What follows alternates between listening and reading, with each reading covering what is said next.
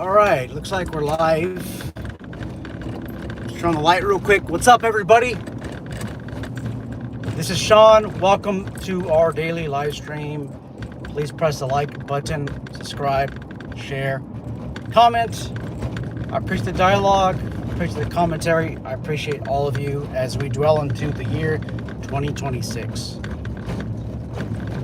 If you're interested in receiving tactical training for your private security team, if you're interested in receiving any type of training for your team, send me an email, guys.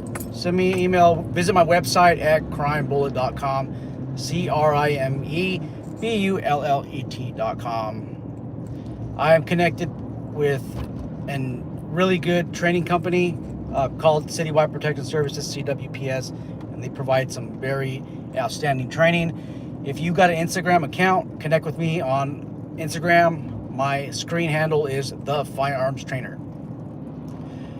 That's a way that we can connect as well, and you can see all the latest things that we're doing in the security industry, even in the law enforcement industry. So, hey, what's up, Mike from the Professional Security Journal? What's up, American Dream Chaser? Welcome in. We're going to talk about stress, dealing with stress on the job. I've said this in countless videos.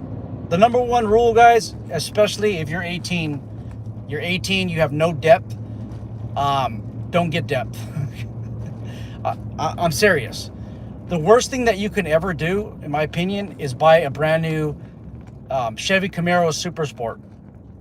That's the stupidest thing that you can do once you get one of your first higher paying jobs. In the year 2000, my highest paying job was armed security at $10 an hour. I thought I was rich, and I bought, my dumbass bought a 2001 Chevy Camaro Super Sport, and my payments were $545 a month. Why is that number so significant? Well, because I was struggling for the longest time, right? I lived at home, but hell, I guess I had fun driving to point A to point B.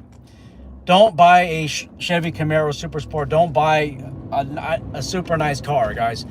I think living outside your means is one of the major stressors in private security. I mean, come on, guys. If I'm making $10 an hour, I'm earning $1,600 a month, right? And obviously this is in the early 2000s, and my car payment is $545 a month. That's like 1/4 of my pay right there. A car shouldn't be 25% of your pay. And what you end up doing is you end up working all the overtime shifts.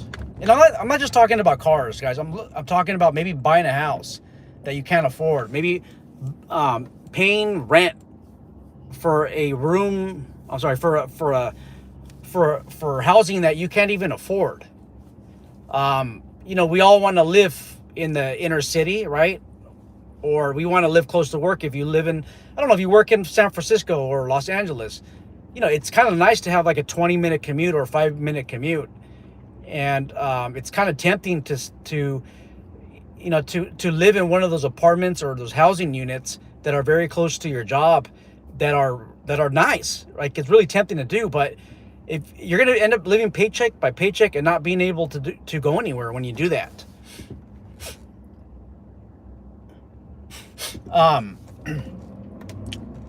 Like I said, you end up looking for the overtime shifts, and you end up looking for second jobs, third jobs, 5 jobs for some people. And what happens is, maybe at like your second job, you just can't stand being there anymore. Right? It's just a hostile work environment. It's an ascetic place, right? You just feel dizzy. You feel just disturbed when you go to your second job. Okay? Do you think that's really helpful for your psyche? And it isn't.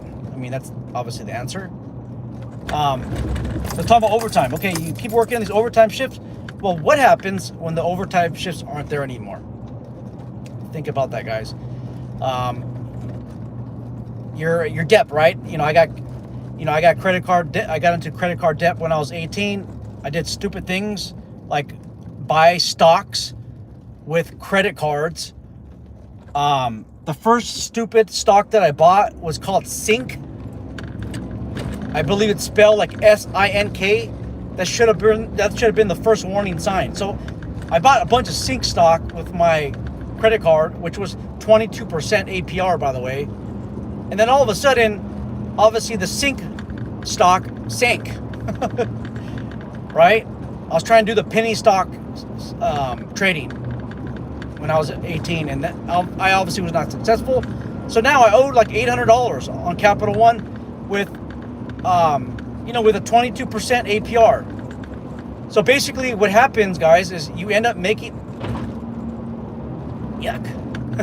Just ran over a dead coyote or dog. Anyhow, that was disgusting. You end up just being able to pay the principal. I'm sorry, the interest every time, and you just don't get to the principal. So that liability stays with you for years. And it's like you're working. It's like you're working just for that liability. If you owe $1,000 in credit card debt and you're only able to pay the minimum, let's just say your APR is 20%. Well, that's like $220 a year. Divide that into 12. It's only like $10 or $15 a month. But you're just paying the interest off. You still have to pay the rest. So I think that's one of the primary factors in stress for us in security or law enforcement. And then law enforcement, I think, is the worst. The first year of a new officer can be determined by... So if you want to figure out who's new on the job, especially in law enforcement corrections, just look in the parking lot. A lot of times the newest truck, the newest car belongs to the newest officer. I've seen in our parking lot like $75,000 SUVs. It doesn't make any sense to make like $1,000 monthly payment. It does not at all. But we continue to do that. It adds stress, guys.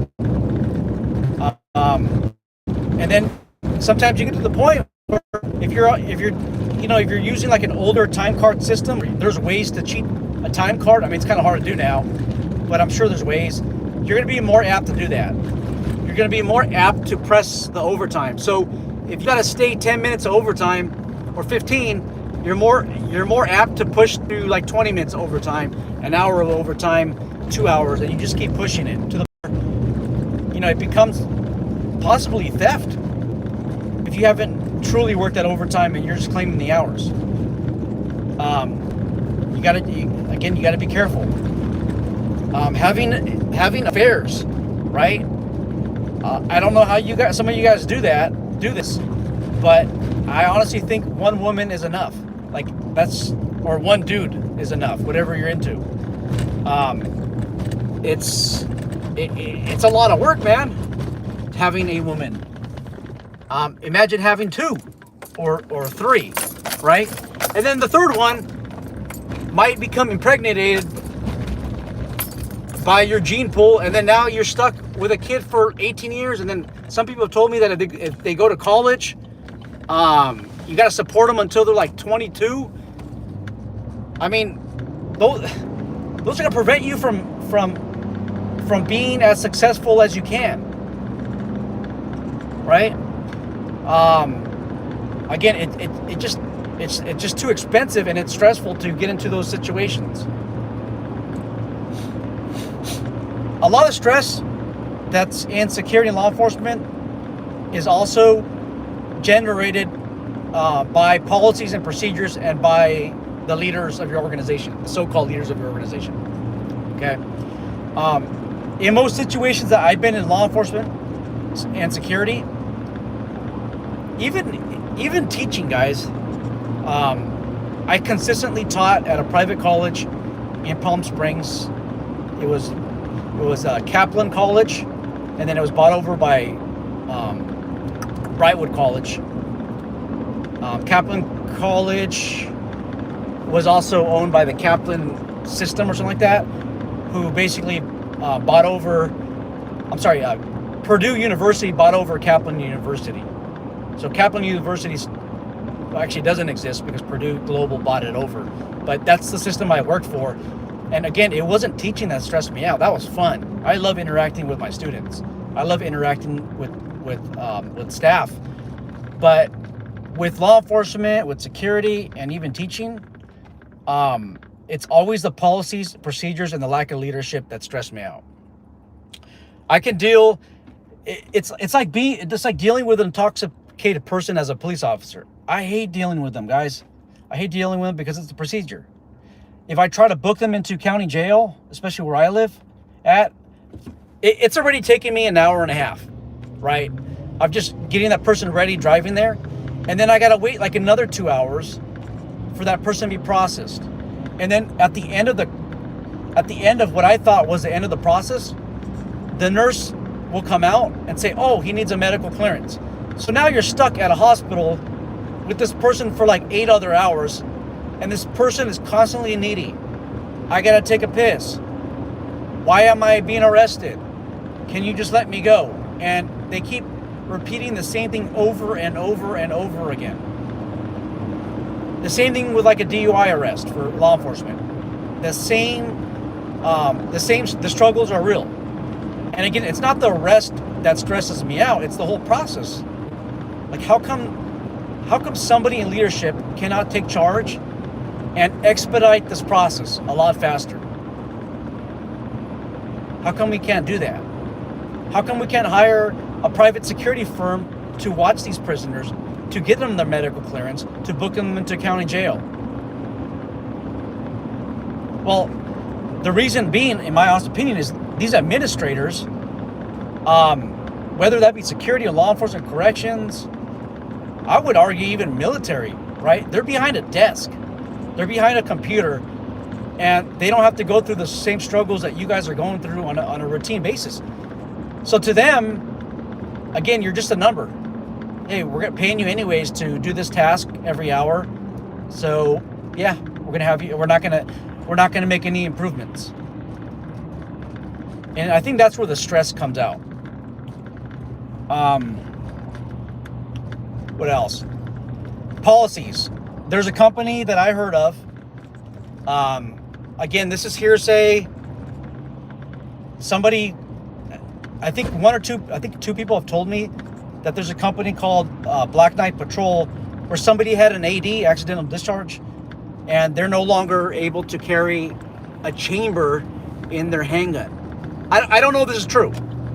It probably is not true.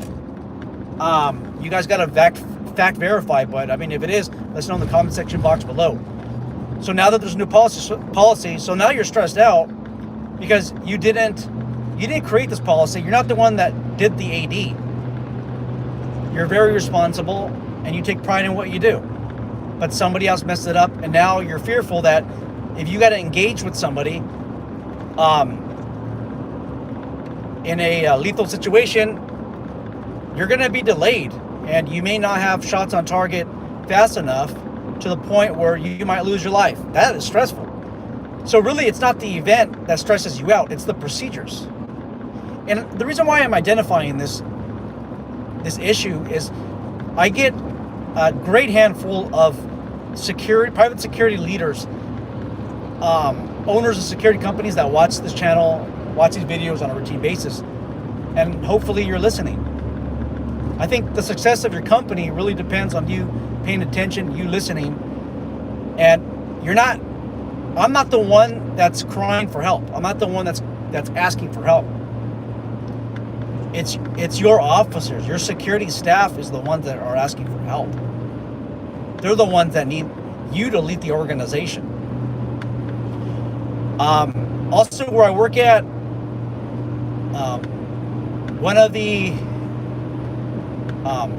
there was a police chief that took over. He was former LAPD, a deputy chief.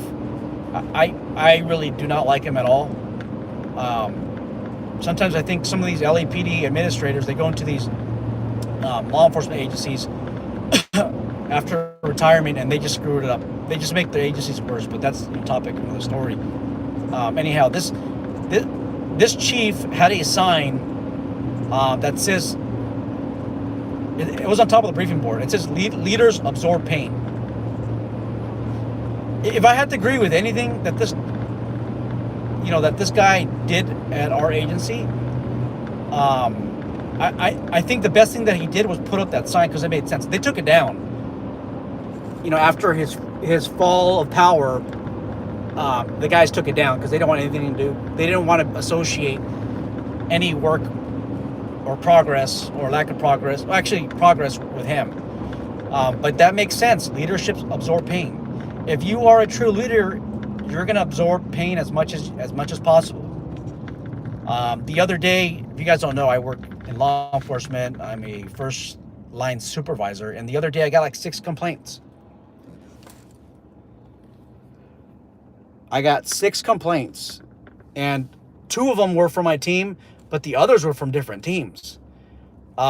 Usually those shift supervisors are the ones that should be addressing those complaints, but I got the complaints, and I got a headache that whole day.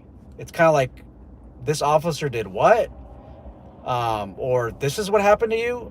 Like, I just felt like I got punched in the face a bunch of times. But I think that a true leader has to be willing to do that. And I will never call myself a leader. Those that work under me, or those who I work for, will call me their leader. That's the only way, right? But again, that day I took all the punches for the team, for different teams, and I felt bad about it because I was stressed out, man. I mean, just imagine that 6 people that day, citizens, are just dumping in all of their problems, all their stress, all the negative interactions on you. But I think that leaders need to absorb that pain. And the officers on the other end didn't have to absorb that pain, right? Because somebody was batting for them as much as possible.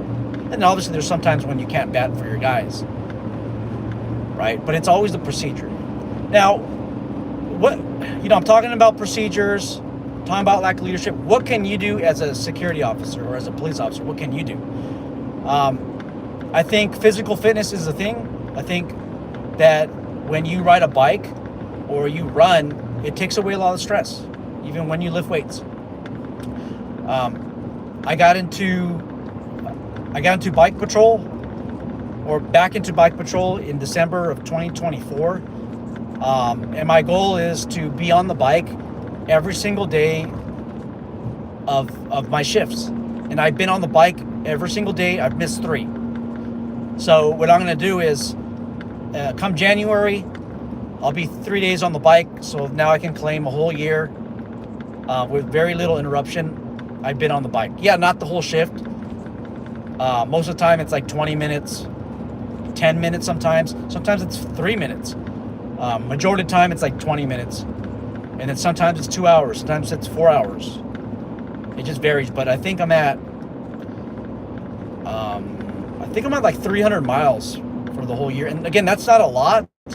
But when you consider I'm assigned to a patrol car, not a bike, I think that's pretty significant. And that takes away a lot of stress. Usually when you're on a bike, it makes you happy. It's fun to be on the bike. And I'm not just talking about on duty. I'm talking about, off duty, right? And guys, if you work security and if it doesn't violate your policy, throw a bike in the back of your car, maybe a fold-up bike, and when you get tired, just do like 1 round or 1 lap around the property. Again, if it's within policy, right? It just puts you in a so much more better mood. Just try it. If you don't believe me, just try it. Again, I've never been upset on a bike. I've had the worst of days. You put me on a bike, and I'm happy. Those of you who ride motorcycles, again, I've never ridden a motorcycle, but I'm told that it always puts you in a good mood when you're riding.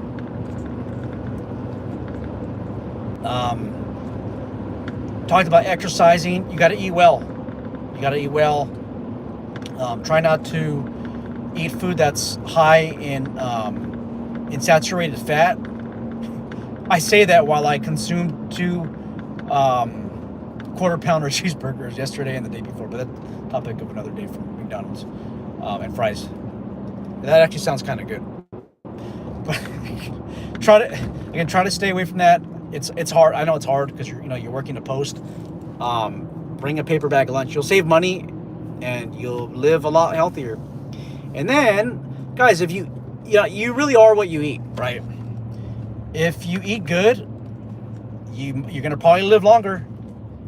And then you might be saying, well, I'll probably live like 60, 70, 80, 90, I don't know, 100. Even, I can eat whatever I want, right? My grandmother, immigrant from Southeast Asia, she lived until she was 94, right? She 94, it might be 92 or 94. Bless her heart. She had lots of fried chicken, lots of Chinese food, right? And she had blocked arteries like the last 7 years of her life. She lived decently, but I know other people have, they're struggling right now, and they have all kinds of medical conditions. Guys, it's not worth it. It's not worth to be diabetic, not worth to lose an eye, lose a leg, lose an arm, lose a limb. It's just not worth it. You want to live longer, but I think it's the quality of life that matters. I don't think that there's anybody on here I don't think that there's anybody on here that are going to say, I'd rather my life be over if I'm going to have all these medical conditions. I think there's there's agreement with that. But unfortunately, most of us do end up living in those conditions. It's just not worth it. Eat proper. Yeah, Mike, Panda Express, right? And then even at Panda Express, you can eat better at Panda Express, right? Better than McDonald's, I would argue. Religion. I haven't been in church since I don't know, but I am a practicing. I'm probably a better practicing Christian than those that go to church, and who are only church people on Sundays, right? I believe in God. I believe in Jesus Christ. And I believe, when I pray, it helps me de-stress. I think having religion does help. It does help with stress release. I'm not forcing you guys to join any cult or any religion, but it helps. It definitely helps. All right, hopefully. Somebody out there in this small security space, small law enforcement space, has heard the message of today. Maybe we made some small impact. Guys, please comment in the comment section box below. How do you relieve stress? Let us know, and maybe somebody will read it and they will. They'll replicate what you put in there, and they can be less stress-free as well. Alcohol, stay away from it as much as possible. Don't use it. Well, use it in moderation is all I can say. But sometimes moderations lead to too much consumption. I rarely drink. And if I have one wine cooler, I'm done. That's how much I don't drink. I've had some super stressful times in life and in my career, and I always tell myself I'm not going to drink, and then I don't. I don't, and I think I'm living a little bit better because of that. All right, guys, I'm out. Take care.